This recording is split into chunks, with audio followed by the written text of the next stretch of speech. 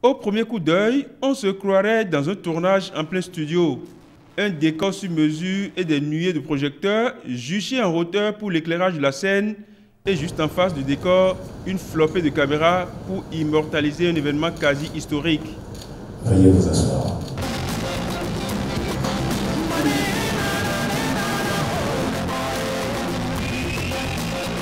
La salle du peuple du Palais de la République a opéré sa mue et aucun détail n'a été occulté pour exposer Urbi et Torbi, le Bénin révélé.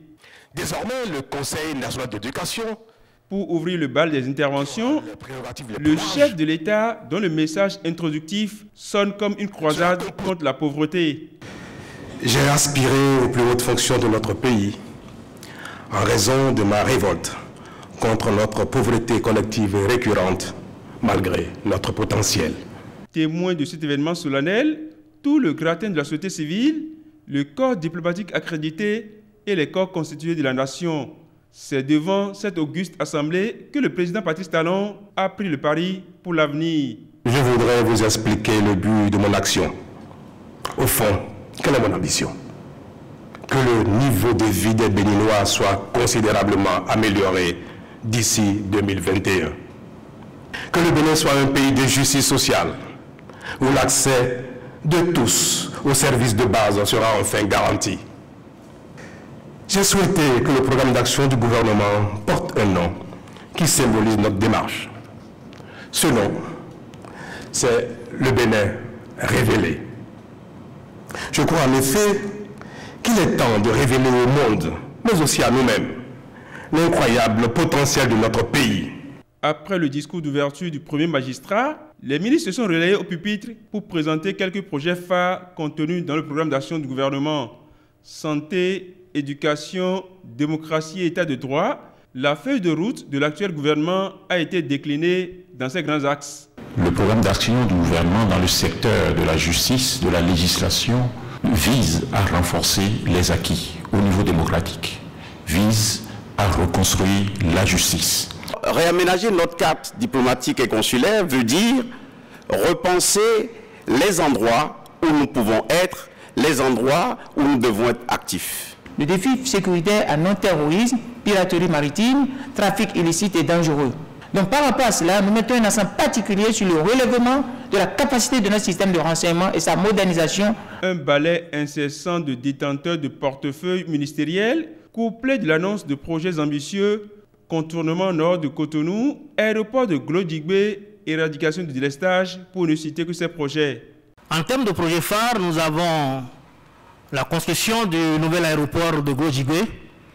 Nous avons la modernisation et l'extension du port de Cotonou. À cela, il faut ajouter un troisième projet phare. Il s'agit du contournement nord de Cotonou. Il s'agira à travers des actions structurées et structurantes d'augmenter les productivités. Et je pense que, comme on le dit souvent, la terre ne ment pas, mais la terre sécurisée, amendée, appelle les Béninois au travail. 9 000 milliards de francs CFA seront mobilisés pour financer ces investissements. Et pour plus de célérité dans l'exécution des 45 projets phares, un mode de gouvernance participatif est institué. Ce programme, c'est plus de 9 000 milliards d'investissements. Et nous avons confiance, nous avons conscience que nous sommes capables de lever ces ressources sur le marché. Que nous formions une armada de conquérants qui gardent le cap fixé par le président de la République pour construire ce bel avenir. Le tourisme et le secteur du numérique occupent une place de choix dans le programme d'action du gouvernement.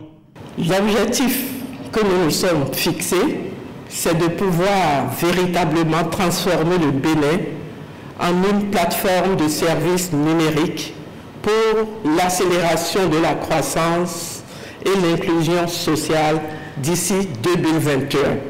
L'ambition du gouvernement pour les secteurs du tourisme et de la culture est de faire du Bénin à l'horizon 2021 une destination touristique de référence en Afrique occidentale.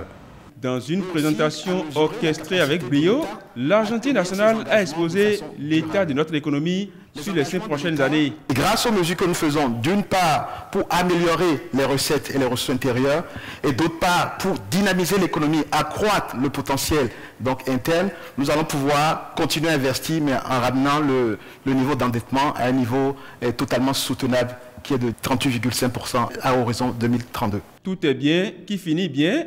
Pour le clap de fin, quelques grandes annonces qui ont soulevé des salves d'applaudissements. Grande ville, Cotonou, Porto Novo, l'agglomération Abomey-Boycon, le COSA, Gatitengu, il y aura un programme d'asphaltage, c'est-à-dire de bitumage et de pavage de toutes les rues, toutes les voies de sa commune. Je souhaiterais, à la fin du mandat, que vous puissiez nous juger là-dessus. Pendant ma campagne électorale, j'ai souvent entendu les partisans m'appeler Agbonon. À un moment donné, je commençais à dire, mais ne dites pas ça, ne m'appelez pas Agbonon parce que vous allez émousser à moi l'ardeur avant l'œuvre. Non, ma solem Agbonon, mina somi, mona zomi, bona ya zoko, mona wa zodi mina zomi yo, nous kwede ou aton ene, wa zofo ya Agbonon gondeo, tominato. Et nous avons une chance extraordinaire, le vote du budget national à l'unanimité du Parlement. Monsieur le Président, merci pour votre disponibilité, merci pour vos conseils. C'est qu'en définitif, j'ai toujours été votre poulet. Je peux le dire à la face du monde. Il ne s'est jamais rien passé entre nous.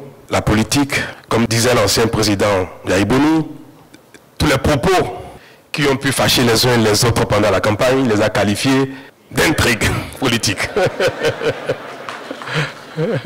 C'est ça la beauté de notre pays.